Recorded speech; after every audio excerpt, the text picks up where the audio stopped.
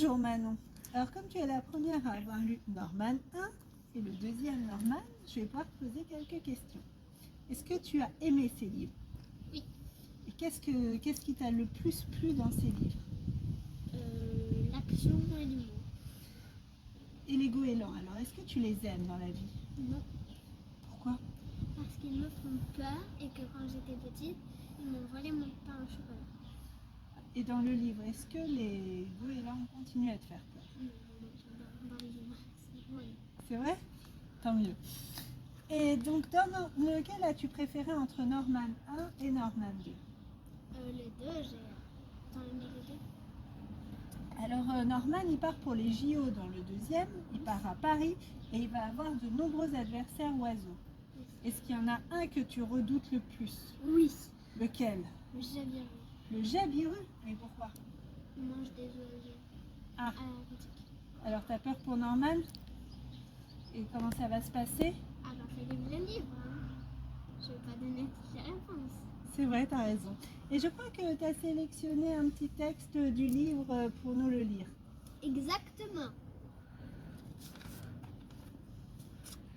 L'autruche et son air un peu cruche, si grande qu'on l'a prise pour la tour Eiffel, avec son ventre en ballon de baudruche, ses longues pattes de gazelle, et sur la tête quelques franfreluches. Elle ne porte aucune plume autour du cou, qu'elle enfouit sans cesse dans un trou pour avaler quelques cailloux. Elle n'a pas l'air bien facile comme volatile. Encore plus drôle, elle ne sait pas voler, paraît-il. Le touracon, vert et très fier, perché sur son conifère, c'est par hasard que je l'ai découvert, lui et ses drôles de manières. Arrivé dans la forêt africaine, c'est pour lui une véritable aubaine de participer aux JO des oiseaux, invisibles entre les végétaux, qui dégustent seulement des fruits ou des fleurs près de son nid. Premier vegan de la compétition, je suis surpris par son alimentation. Le jabiru. Le jabiru asiatique, adversaire redoutable des Jeux Olympiques, se régale de canards, autres oiseaux aquatiques. Je ne voudrais pas finir dans son bec, qui renferme aussi sec.